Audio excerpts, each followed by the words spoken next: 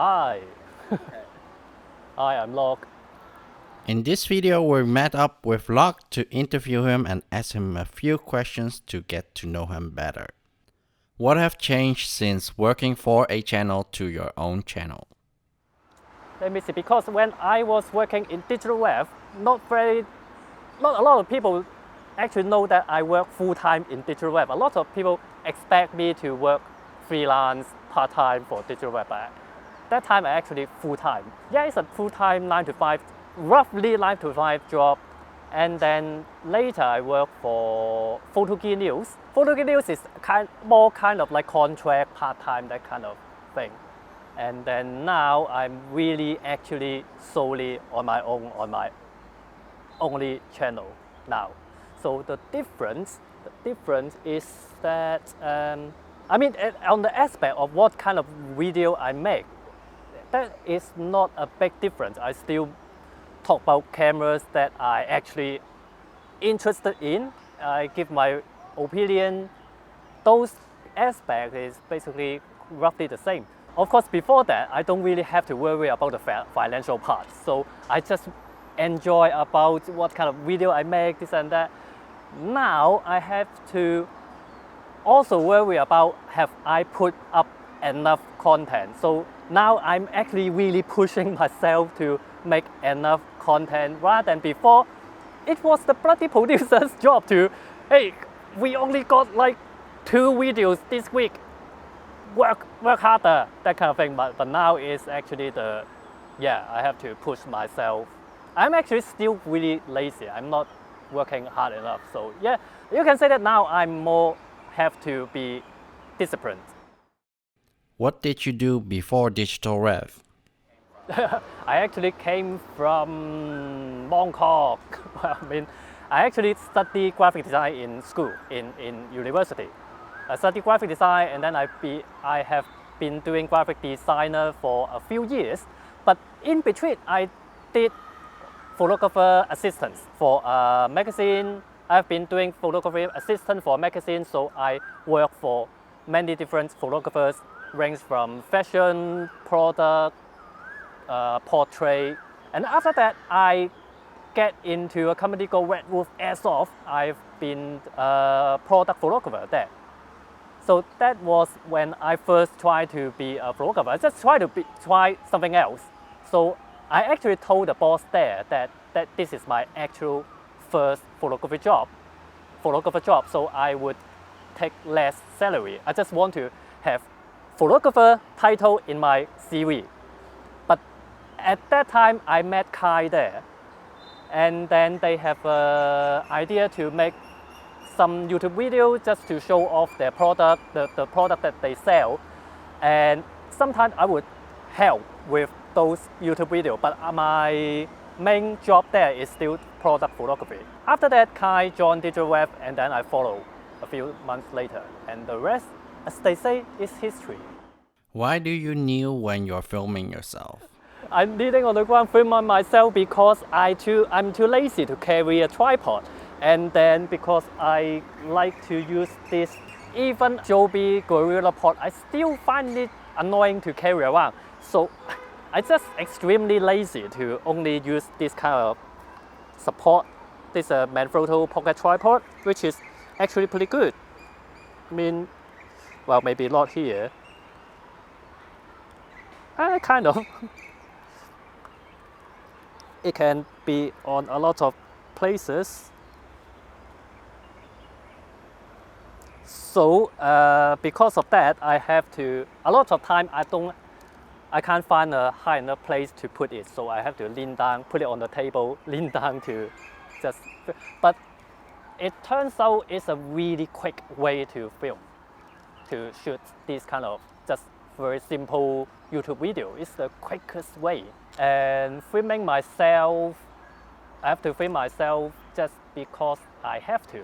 I mean, after I left DigitalRev, it's just me and myself. So I have to film it myself, and I have to develop a way to film myself quickly, efficiently.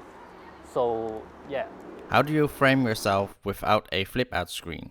Yeah, I don't have a flip out screen, so that's why I use a 16 millimeters, and then I shoot in 4K and then edit in the QHD resolution, which is 2560 times 1440. So I can crop in a little bit if the framing is not exactly perfect. I can crop in a bit, reframe it in editing. And then when I frame it, I just look at the lens. I mean, I just used to how to frame it by just looking at the lens. What I do is that I have the lens exactly direct to my eyes and then point it down a little bit. And then I just, yeah, I just used to it. And then when the framing is not exactly perfect, I crop in editing. Which editing program do you use? I actually learned Premiere at around the year 2000. I started learning editing with Premiere, probably Premiere 5 or Premiere 6. And then later I learned Final Cut Pro by myself, because back then Final Cut Pro was not that much different than Premiere. There was a time Premiere just stopped innovating, and then Final Cut Pro was so much better, so I moved to Final Cut Pro. And then in Digital Rev, at the beginning we have to use iMovie, so I have to just learn to use iMovie. Later we got Final Cut Pro X because it's quite similar to iMovie. That's why people call it iMovie Pro. So that's why I'm using Final Cut Pro X now, and then I actually quite like it. I like the way the new timeline, which a lot of people hate, but I actually find it very, very, very fast to do editing. I can use Premiere, but then, yeah, I still prefer Final Cut Pro. What do you use for audio? In Digital Rev, we have what's it called? Aston? No, not Aston. Later we got an audio Teleca that is a wireless lav mic 2-channel. Now I basically either use Rollink, the wireless lav mic, or the shotgun mic. I usually, when I shoot vlog, I will use a shotgun mic, and then when I shoot something more serious, I will use lav mic, wireless lav mic. This is basically just for the quality, it's actually really good value. It's not the best.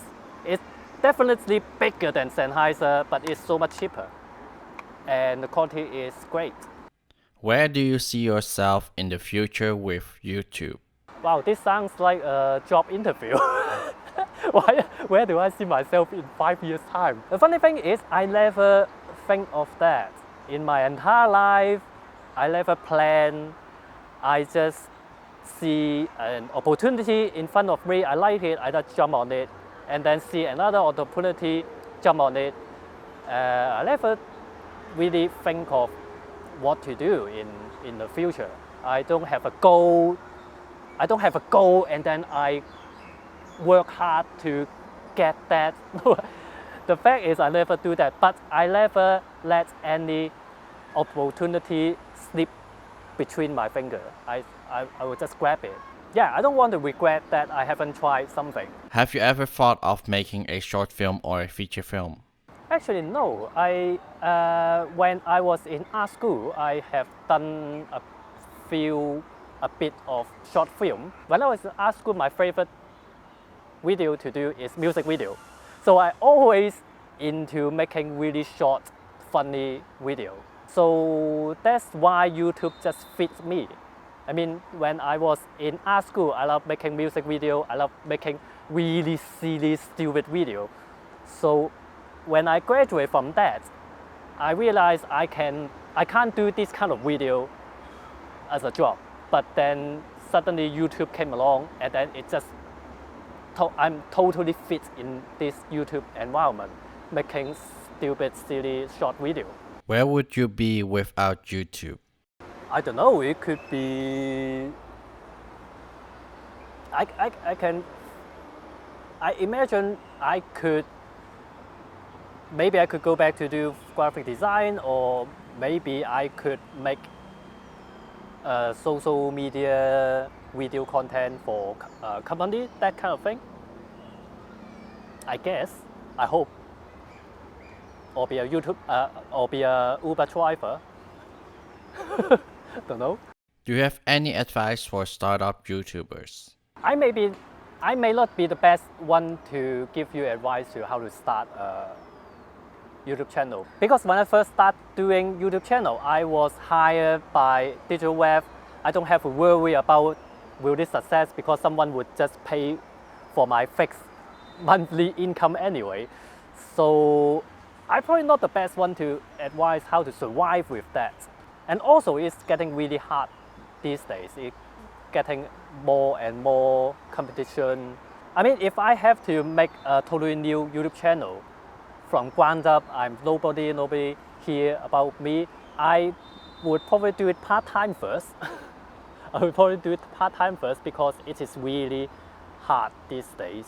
I think I heard from someone that mentioned whatever you do, you either do it better than other people. If you can't do it better, do it differently. Or if you can't do it differently, you do it, I forgot the third thing. You've worked with Kai. Is it better with him around or working alone? It's definitely better with him around. It's actually quite difficult to do it alone, whatever is a review or a vlog. Even for a vlog, anyone try to vlog by yourself, you know it is quite awkward. When you're usually by yourself, you usually in your own mind, thinking about your own thing, rather than just keep talking. But when you are with somebody else, there's a conversation in between, you can say something, there's feedback. It's always better with another person, and especially if it is your best mate. It's just make everything better. I think my video lacking something that we have before is that before when I was shooting with Kai, especially when there is a third person shooting us, we can have some really unscripted, random conversation. It is something like missing now when I'm just by myself. Whenever I pick up a camera, I know exactly what I'm going to say. It's always better when I was with Kai. With smartphones becoming better, would you see it replacing your camera? Well, I've prepared to vlog with my phone. I've prepared. With that means that I have already I've already tried to vlog. How should I try to vlog by myself with my phone? I practice it at home so that one day when I'm without my camera and then suddenly there's something really interesting I want to vlog, then I can just do it anytime I want. I haven't done that, but I have prepared. What I prepare is that I want to use the better camera at the back, but you can't see the screen. So I have already prepared that. How do I can show you that I can frame it quite perfectly. Ready? I bet now the framing is perfect because I have already practiced that when I see my reflection on the back of my iPhone, when my nose is on the lens, the framing should be perfect. Is it? Yeah, that's what I prepared, but I haven't been to that situation. Especially I've done less vlogging these days. I usually vlog when I travel. But yeah, these days phone camera is so good, the quality is so good. You can really just use your phone to shoot YouTube video. These days, I think these days smartphone quality is better than a lot of camcorders 10 years ago. Are there any things you would like to change in your current setup? Well, obviously it would be better if it's even lighter. It's still kind of heavy, but I like the low light performance of the A7S II, so that's why I picked it over A6500, that kind of thing. But yeah, it would be better if it's lighter still. I think it's basically the camera. it haven't developed into the holy grail of YouTube camera yet. It's already very good, but then of course the A7S II, the autofocusing, is not very good. Face detection is okay in good light. Whenever it's indoor, it sometimes just keep focusing at the background. I don't know why the algorithm is that there's a big object in front and you choose to focus at the background. Like, why? But it is already really amazing that it shoots in almost any light condition. The auto exposure is brilliant. I usually shoot it at auto.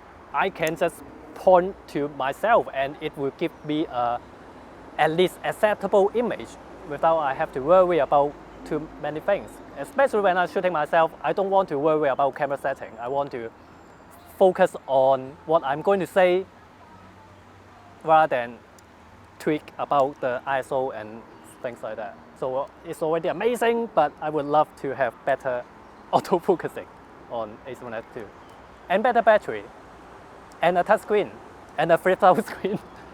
But the list can go on and on. Which is your favorite camera show that you have traveled to? I still like Photokina for some reason. I think it's the biggest, right? I think Photokina is still bigger than CES. But also CES is not just about camera, but Photokina is amazing with the huge show floor, and it's only about cameras, photography, videography, that kind of thing. Yeah, CES a little bit too crazy. And in Kowloon, you got better food than Las Vegas. I mean, Las Vegas, if you can pay, you can get good food. But I'm not rich, so in Las Vegas, it's just fast food after fast food. If you got a lot of money and a steady income from YouTube, where in the world would you want to be? There's a lot of countries, cities that I like, but of course you have to stay in one place for like 2 or 3 months until you know the good and the bad of the city. I can't really say. I do like Hong Kong, not the heat, not when it's too crowded. Hong Kong is great. Maybe my answer is that I won't stick to one place. I will just keep traveling around the world, stay in one place for 3 months, move to another place for another 3 months. That would be perfect actually. Thank you, Lok, giving us some insight and also info as a YouTuber. Make sure to subscribe to my channel because I really need it. I mean, I'm on my own now, so I really need any little help. Subscribe to my channel. If you speak Cantonese, welcome to subscribe to my Cantonese channel. And have my Twitter, I have my Instagram, Facebook. Like them, all of them, share this and that. Thank you very much. Need your help. And my Patreon page as well.